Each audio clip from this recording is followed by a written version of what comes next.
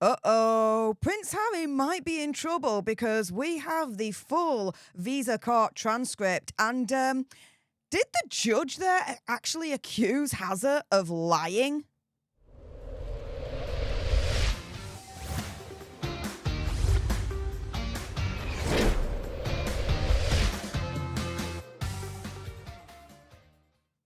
Hey up everyone, it's me, Stef, the Alternate, your nerdy alternative, and welcome to another dose of the Daily Nerd, where I break down the royal news and gossip of the day that's pretty much caught me eye, and oh my goodness, yes, let's jump into it with, DC lawyer extraordinaire John Witherspoon in the house again. You guys loved him a couple of weeks ago, so of course I had to bring him back once we got our mitts on the full court transcript, which again, thank you, John, for making that happen. But whoo, there were some juicy little tidbits that did come out of this court transcript. And in this particular one, is the judge actually accusing Hazard of lying on the visa application? Because the judge is turning around and saying, look, there are multiple lawful ways that Hazard could have got in, right? You've got the waiver, and you've got the diplomatic visa, right? And you know, the DHS is turning around and saying, look, you know, they have no evidence that he didn't go through the waiver process and go through the long waiver process years in advance. But you know, judges like, don't pull the wool over my eyes because it's unlikely that actually happened in light of spare the book, right? But the court is like, look, you agree that other than having a diplomatic visa and going through the waiver, other than those two options, the only other way that Hazard could have entered would then have to be lying on the form. And the Department of Homeland Security, it seems like, capitulated to that, saying, look, it's possible that an officer may just not have sought an admission, but that's unlikely. And then the lawyer here is emphasizing it yet again. Look, the likely ways he could have been admitted to the US is either a diplomatic visa, a waiver, or that he lied on the form. And so when we're looking at this part of the transcript, John, for the judge to turn around and be like, look, here are the three options that realistically Hazard could have entered the US. And oh, by the way, one of the options could have been that he lied on the form. Like, for the judge to even consider that as an option, that's got to be big and major, right? Yeah, I think so, Steph. And again, thank you for having me back. I appreciate it. It is kind of a big deal because it shows that the judge is very serious about acknowledging that this is an option. And the judge elsewhere in the transcript characterized all of these three options as the three red flags. So for Judge Nichols to make a comment like that sort of shows that all three of these potential options are problematic.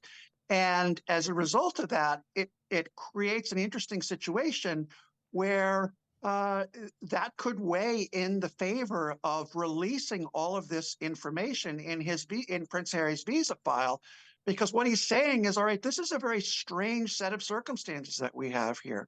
No matter what happened, it seems like there's a problem. And so there's likely to be public interest in that particular problem, or whatever the scenario is by which Harry came into the United States.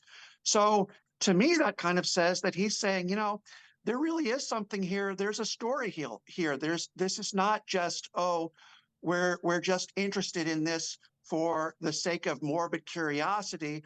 We're looking at this through the lens of, is the United States government doing its work properly? We're looking for transparency. We're looking for sunlight into the ways that the US government is taking care of its affairs. And Prince Harry's case happens to have been a very interesting one, because what it's showing is that there may be a very strong chance here that something didn't quite work the way it's supposed to. And it's not just because it's Prince Harry. It's not just because there's a diplomatic visa involved. It's because there are these three options, and all three of them seem to be very peculiar. And that's something that's worth looking into. And in fact, after this hearing took place, as you might remember, the judge did go to Department of Homeland Security and say, hey, I want to see those files because I'm very intrigued trying to figure out what happened here and trying to take the measure of whether there was something above board or below board that happened for Harry coming into the country. And I want to look at these files and see exactly what was going on here before I make a ruling on whether this information should be released to the public. Mm. And stay tuned for the next video with John and I, because did the court transcript actually show that Hazza has a diplomatic visa? Yeah, we will be answering that in the next video. But yeah, going back to what you said earlier on with these red flags, yeah, the judge actually says, look, each of those options, whether it's a waiver, whether it's a diplomatic visa, whether he lied, it's all raising a red flag. He says diplomatic visa, I'm just putting words in plaintiff's mouth, is kind of preposterous to consider given the current relationship between the Duke and the family. So that's diplomatic visa. Waiver, right. The problem with the waiver is they have experts that are unrebutted that say it takes a really long time. So you have to imagine that process, if it was to allow to work him to enter in March of 2020, he had to start before that. But it seems highly inconsistent with how he articulates what they did in the book from Canada during the Bud Light phase of January to February 2020 through to March 2020. And again, got to be careful of YouTube human reviewer there. And so the court then says, the judge says, look, so if you sought a waiver and was granted it very quickly, plaintiff says that would be anomalous and could imply preferential treatment. Then the third option is he didn't check the box. He didn't admit to the illicit substance use. And if that's the world that we live in, well, okay, he entered, but then the government should have done something thereafter because it was highly public admissions to suggest that the form was inaccurate. So you've got the judge right there saying all three are red flags and why they are red flags. To you, what would be the biggest red flag of all out of those three options, John? Well, I think the biggest one of all, this is just my opinion, and certainly you could make arguments otherwise, but the biggest red flag of all would be if he lied on the application, because that is the most clear cut. It's either he told the truth or he did not. And by the way, I just want to clarify here, since you sort of alluded to this earlier on, Steph, the judge is not saying that Prince Harry lied.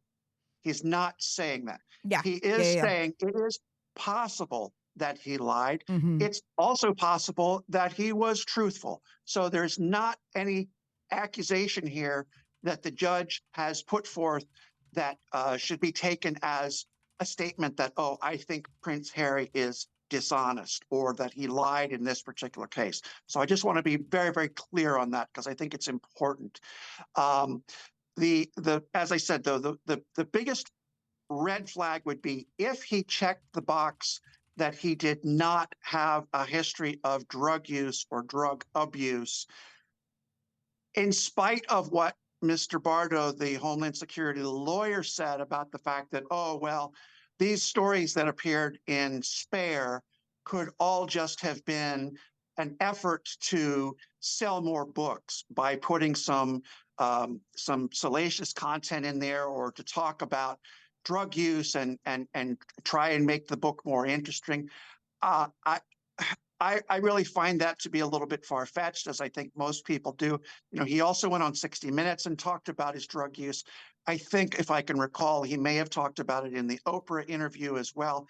I know he did a one-on-one interview with a therapist or some sort of provider where he mentioned that he had gotten a lot of relief from smoking different things and eating different things that grow on the ground in the forest.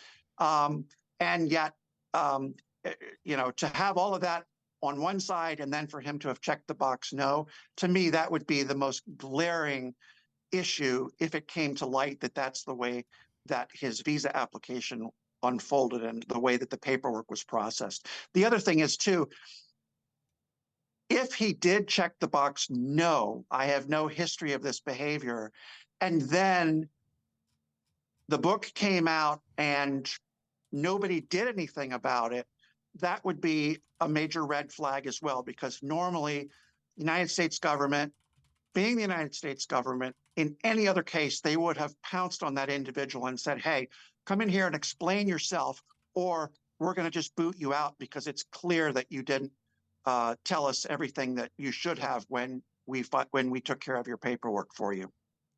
Yeah. But yes, very, very important what you mentioned earlier on. It's not that, the judge is like, Prince Harry lied. It's the judge turning around and saying, look, I am actually considering the realistic option that either he got a waiver, he either got a diplomatic visa, or the possibility that he actually lied on the form. Either way, he's calling all 3 red flags. And so, guys, stay tuned for the next video with John and I, because we're going to go through part of the court transcript where it's the judge confirming or showing or elaborating on the notion that Hazza actually has a diplomatic visa. Yes, that has been the talk of the town in the community. What kind of visa is he on? A lot of you guys think that he's on a diplomatic visa. So John and I are going to break that down in the next video. So with that being said, if you don't want to miss out on that, make sure you subscribe here, like, share, comment, all of that good stuff. And until the next one, guys, laters.